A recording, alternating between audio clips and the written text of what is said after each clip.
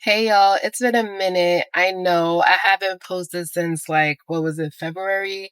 The last vlog when my family was here. It's been a lot happening and I just been feeling overwhelmed. Like I just did not feel like picking up the camera, to be honest. But I do have some updates for you guys. Updates about the salon.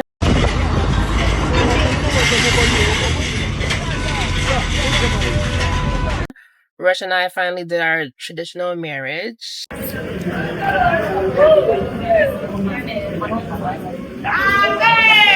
But yeah, we're gonna get into all of that in this vlog, so stay tuned.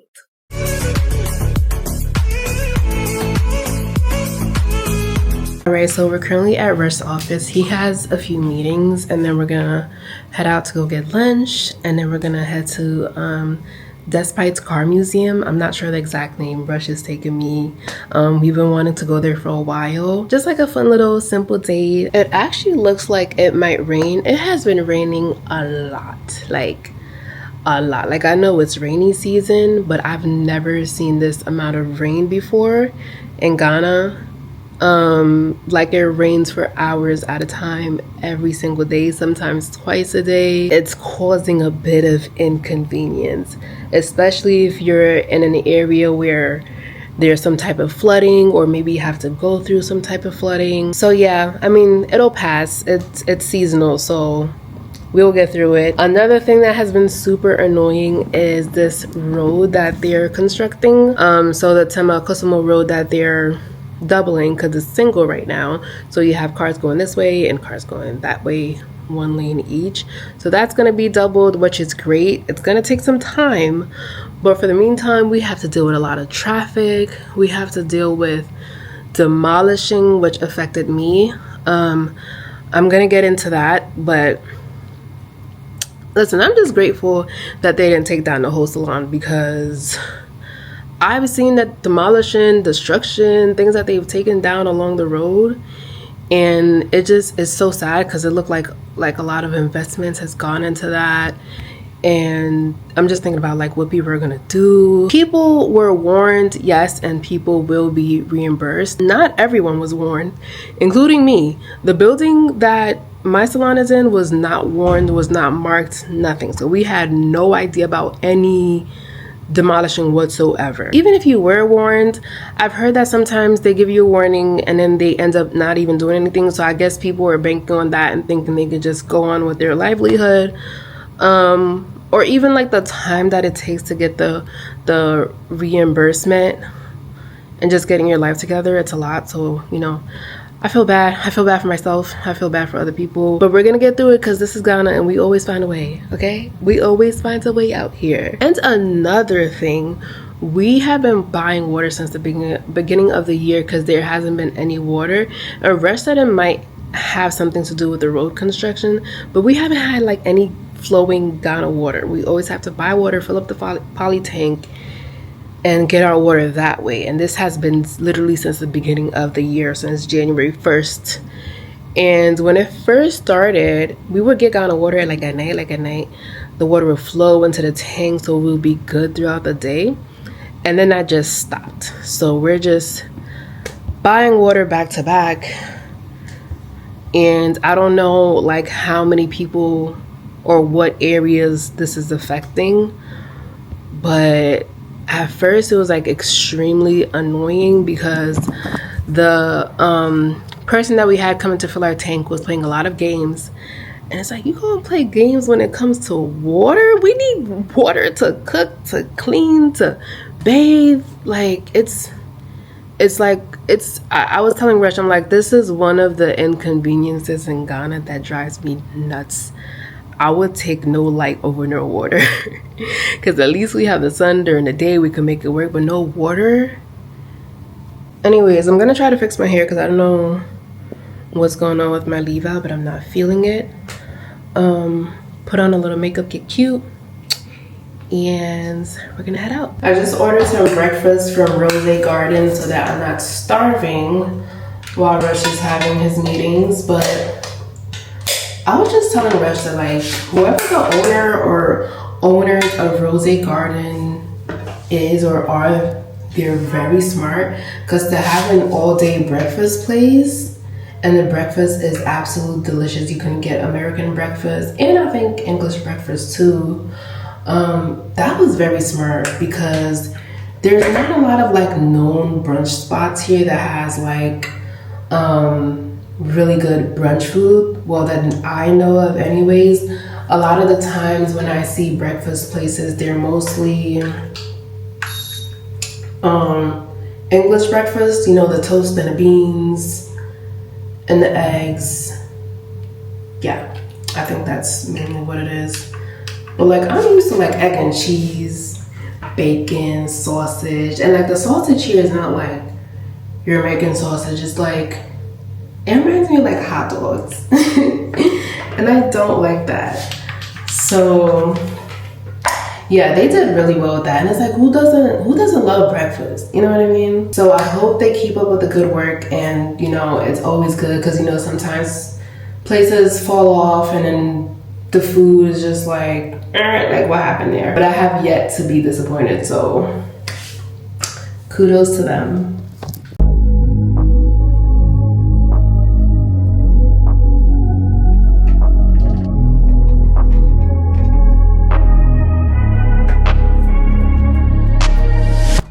I got my order, so it came out to $2.50, which is it's not terrible. It's I got egg and cheese, bacon, and a strawberry lemonade. And the strawberry lemonade is like, it tastes like soda. It's so good. Okay, so let's see how it's looking. So it comes like this. This is, I think this is eggs. I smell eggs. Okay, this is the eggs and bacon. I told them crispy like 3 times. This is not crispy. I'm just gonna pop it in the microwave. Oh, I didn't say it's cheddar cheese. Well, that was my mistake. And then here are the waffles. Syrup. We're wearing our Ghana jerseys tonight, and I don't know, this year for some reason Ghana jerseys has become very, very, very, very popular. I saw this whole thing about it on TikTok about how it's being sold for expensive prices. But that's what happens when things become trendy. Speaking of expensive, can someone explain to me, because I'm genuinely curious, I'm genuinely like, you know, because I don't know, why is it that things feel overly expensive here? Certain things, especially when they're like brought from abroad. I can understand to a certain extent because of taxes, duties, shipping fees, whatever that's added on top of that, but then it feels like the profit margin is like 500%. An example of that, we needed a playpen for baby girl. Oh, this is the jersey, by the way. This is Rush jersey. And then I have the same thing, but it says Clara, of course. But yeah, we needed a playpen for baby girl. And I know playpens to be pretty affordable. I never knew how much exactly it was, but I knew it to be pretty affordable. So I was looking online, looking, finally came across one. And I asked how much it was. 2,500 cities. Now that's about roughly $250 for a playpen. If you don't know what a playpen is, Google it. It's a very basic mesh metal. Like, it's not a crib with drawers or anything fancy. It's something that they can play in and also take a nap in. Very simple, very, very basic, right? So $250. I'm like, let me see how much this costs on Amazon, because there's no way this is in the hundreds. Guess how much it was? $50. And I'm just like, how are we coming up with the prices? You know, because I don't, you know, as an entrepreneur myself, I know that things get expensive, and you know, you try to price things and you try to make it affordable, but sometimes you just gotta price it how you gotta price it. I get that. But it just feels like a lot of things here are dragged to the utmost. Like, there is no, and then it's like, it's things that you need, right? We needed the playpen because it's like sometimes we're traveling and she needs somewhere to sleep. We don't sleep with her. We've never slept with her. She's every kid is different. She needs her privacy. She needs complete darkness and silence to sleep. If she sleeps with us, she's gonna want to play, like all night. She's gonna want to play. She's not gonna sleep. So she needs that.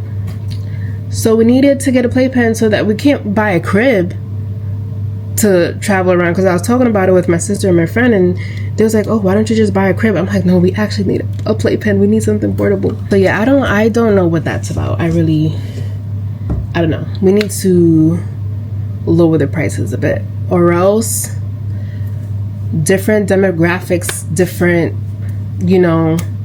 groups of people that are not Ghanaians are gonna come in, see the market, see the competition, say that, hey, they're charging an arm and a leg, so let's make it cheap, and then everyone's gonna flock to them, and then people are gonna be up in arms. Listen, if you're gonna charge me quadruple the price, I'm gonna go where it's affordable, okay?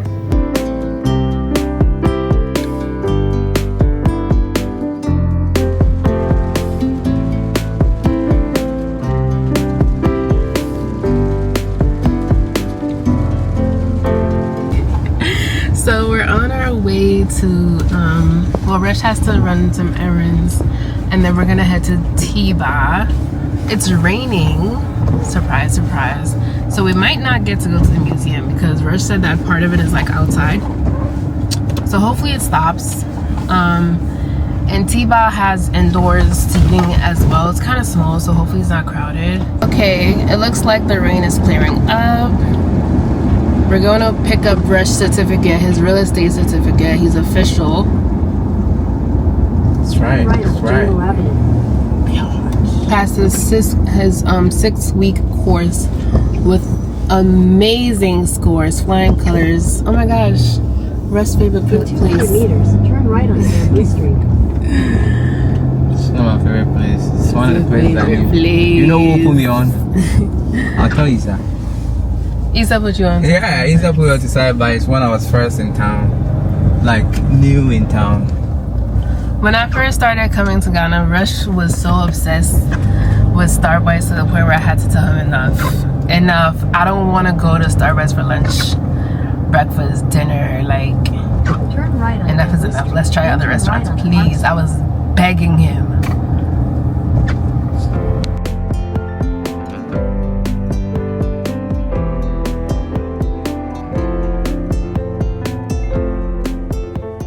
There's a lot of renewals and stuff. Do you have to take a test to renew? No. Just compliance. So you have to file something to them every So quarter. you're gonna frame this? Yeah, I'm going to frame this. I have to. Olive Garden in Ghana.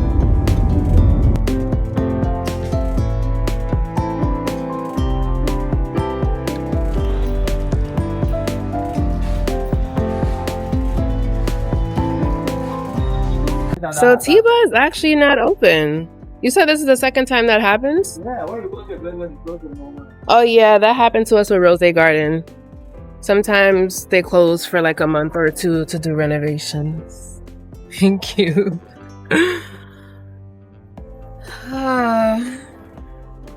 So we're gonna go to Bistro 22. They also have good tacos. I would say it's up there with Tiba. It's probably the same, as good, but like different taste. But they have shrimp tacos, and I wanted to try that. I remember when I came for the event, I parked all the way inside there, and Julia's driver had to get me out. Cause you suck.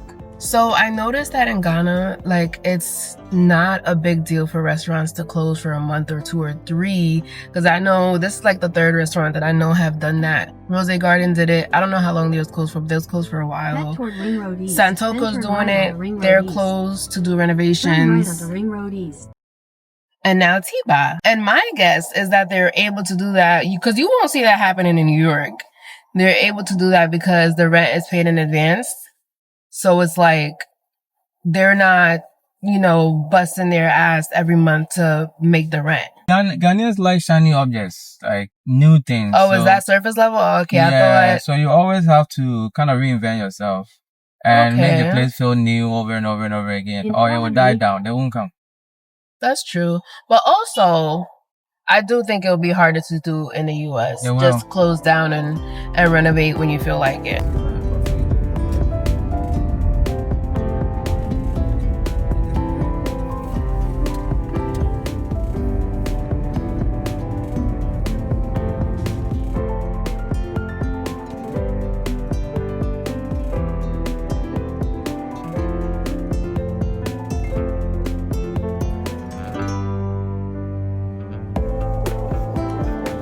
Okay, so lunch was good. We're about to head to the museum now. It stopped raining, thank God.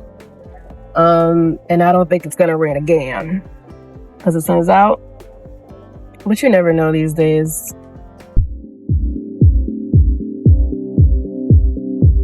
Welcome to the Spice Automobile Museum.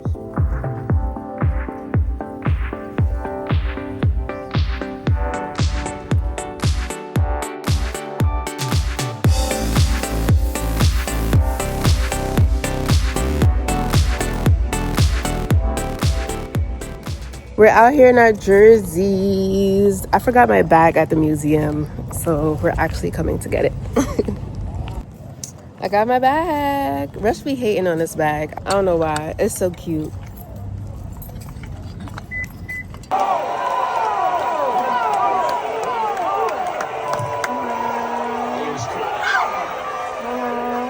Hey y'all, so it is time for a long overdue catch up. The last time I posted was back in February when my family was here. You guys really enjoyed that vlog. A lot of you were surprised that I speak Tree. So I'm guessing I have new subscribers. So if you're new here, welcome. We're a bit inconsistent over here, but I promise you when I post it's worth it, okay? If you love learning how to navigate Ghana as a girly, a wifey, a mother, definitely subscribe. You will not regret it, okay? Okay, so I'm gonna catch you all up on the new updates while I pack some orders. So yes, back in February when my family was here, they actually came for the 1-year anniversary of my grandfather's death. So it was my mom and my 2 aunties, right? And then my other family came from Konongo. So my aunties left at the end of February, and my mom ended up staying because we were talking about like, hey, you know, why don't you guys just do your traditional wedding, me and Rush, right? Because we never had a traditional wedding. So what happened was we got married in 2019, as in we went to City Hall and we got our certificate and we were fine with that, right? But then we were like, okay, let's, you know, plan for our wedding. But even like doing that just felt like something we had to do because we had to do it. So mind you, this is back in 2019, right? So we're planning, we're talking about it, looking at different venues, organizing bridal party and all that in Excel, and then everything gets shut down. So honestly, after everything got shut down, it just kind of like flew to the back of our minds, and we just never, it was just like, we're happy, like, you know. And we also used our money to invest in the house instead, the house that we were building in Ghana, the house that we're in now.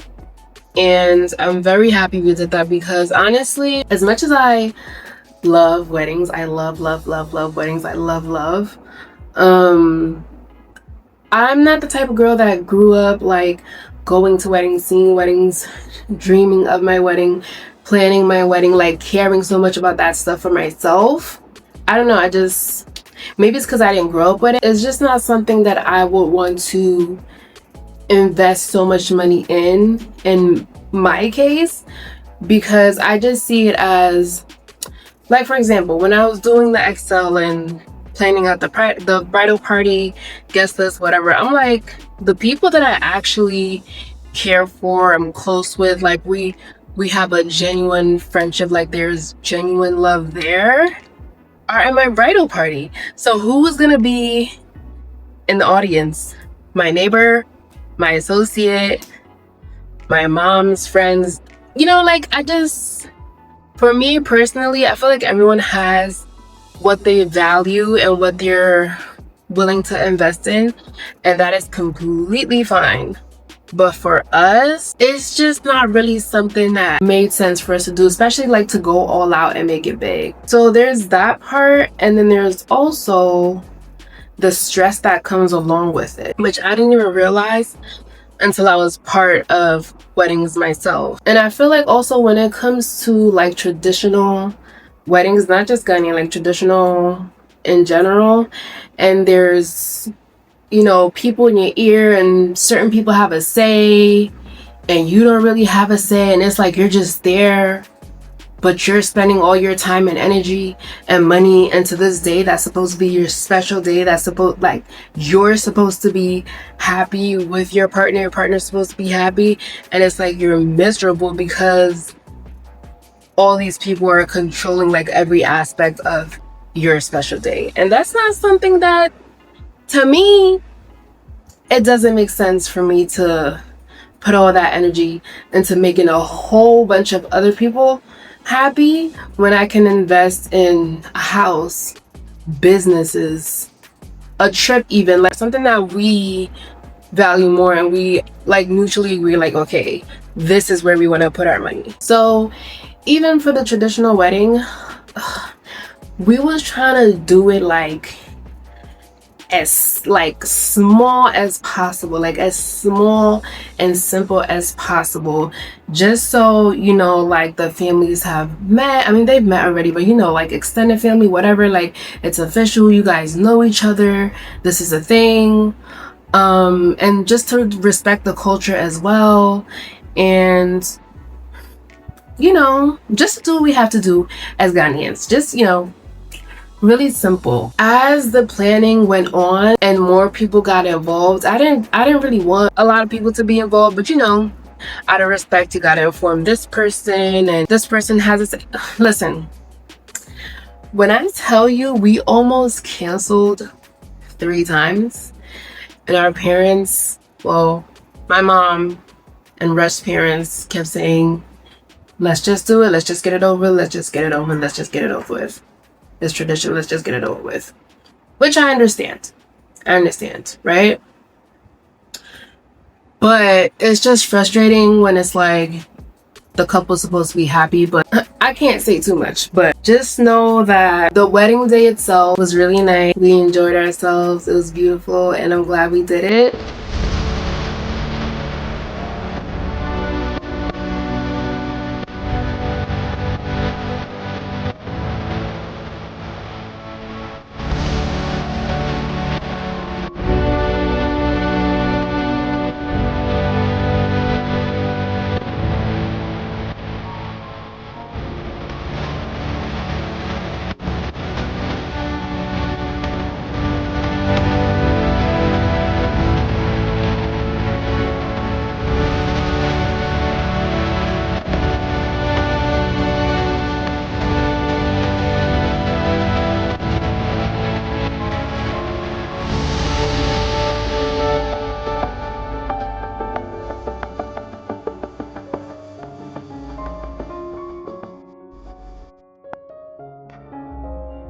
And I'm sure what we went through was nothing compared to what other people go through, because I've heard stories and I've been in weddings, so I know. But it's just not something that I like to deal with. I don't want to deal with that kind of stuff, okay? And like I said, I really do love weddings. I love being a guest at a wedding and contributing in any way I can as a guest. You know, it's a lot less stress that comes with that. And I respect wedding planners so much because I used to plan big events when I was in college. I was the vice president of the African Student Association, and I was also on the chair of campus activity board, and backstage was always insane, from vendors dropping out last minute, people running late, you can't pay certain people because they don't even have their like papers together, their documents, whatever. Just complete chaos last minute. So I get it. So I can only imagine planning someone's special day, and it's one day. Like, you can't mess up, right? So yeah, a lot of respect for all that goes into it, a lot of love. Trust me, I love it. I really, really do. But it's just not something that we ever cared to do. Like, we were just happy being happy amongst ourselves and investing our money into other things. And like I said, I didn't grow up going to weddings. Rush didn't either. We actually went to our first wedding together. I can't remember how old we were, but we were young. It was years ago. I think I still have the picture. Rush does. I had the kente outfit on. Rush had the little matching kente bow tie. And we had a blast. It was my... what would you call that even? My cousin? My cousin's... she was family. It was her wedding. And from then on, we started going to weddings together. All a blast, all a good time, all a great time. Love it. Actually, being in the wedding, not as fun. And it's not that I don't want to be there for my loved one, but it's like some people, everybody handles stress differently. And the way people start talking to you and treating you, and it's like you just gotta eat it. Because, you know, you're the bridal party. Just shut up and, you know, do what you gotta do. Me personally, no matter how much stress I'm under, I don't have it in me to just treat people anyhow, especially for like a long period of time. It's like at a certain point you gotta say, okay, let me calm down and, you know, maybe distance myself. Listen, I love being there for my people, but I'm also all about respect no matter what. Like, respect is number one for me. Literally the day of the wedding, and I'm transitioning into updates about the salon now. After the wedding, we came back home. I checked on the salon and things were looking good. Things were looking good. You know, I have the mirrors up. The reception desk was reduced because, you know, it was huge. And then the nail table was extended because that was too small. Like, everything looked like it was going well for the most part, right? Oh, actually, I did see things that I didn't like. Like, for some reason, there was a towel rack, a toothbrush holder, a hand towel holder, and all sorts of stuff in the bathroom. And I'm like, this is a salon. This is not a house, not an apartment, not a guest house or anything like that. And you're well aware of that, so I don't know why these things were added. Like, that was annoying because it's like drilled into the tile, and now we have to either look for the tile or find a way to work with it. They were able to remove most of the things, but now we have a towel rack there. So if you go into the salon and you see a towel rack there, just know it has no use, and it was put there for whatever reason. Yeah, so, you know, I'm hyped. I'm thinking we're about to start soon. And shortly after that, Rosha went up to the mountains because his brother had a grand opening for his new pharmacy, which he also invested in. So they're kind of like in partnership with that. And he got a phone call that there are a bunch of soldiers with huge machines, bulldozers, whatever they use to demolish stuff outside, ready to knock the building down. The building that my salon is in, it's a 2-story building. So he called me and filled me in real quick, and he's like, he gotta go. I'm like, okay. So we hang up, and then I text him like, please call me back when you can, because you just dropped a bomb. Like, call me back when you can. But I knew he was just trying to, like, you know, let me know what's going on and quickly go and solve it in whatever way he can, because from what it seemed like, apparently the building was in the way of, okay, so they're expanding the road, the Tema'akosombo road. So right now it's like single lanes. They're trying to double it. So everything that was in the way was demolished, destroyed, moved away, whatever. Those people were warned in advance. They were warned. But that building that my salon is in was never warned. That was like a last minute random thing. So we're just like, oh my gosh, like, what are we gonna do? They're about to destroy everything. where am I gonna put all the chairs and mirrors and furniture? Like these are huge, heavy things. Like, where am I gonna put everything? I can't leave it there. You know, certain things are gonna get stolen because I can't take it. I can't take the toilet. Like, what's gonna happen? Luckily, the landlord was there, so they're all talking, trying to figure out what they're gonna do, because they were trying to destroy like a third of the building, which still would, like, we might as well take the whole thing down. Apparently the landlord was able to work some magic. That's down for you. Listen, I'm just glad that they didn't take down the whole building. They ended up actually taking down the stairs that was in front of the building, which messed up my sign. I had the Pretti Palace sign, gold, pretty, lights up like really nicely. So it messed up the sign, it messed up the part that the sign was on, just the whole front. Basically the whole front was messed up.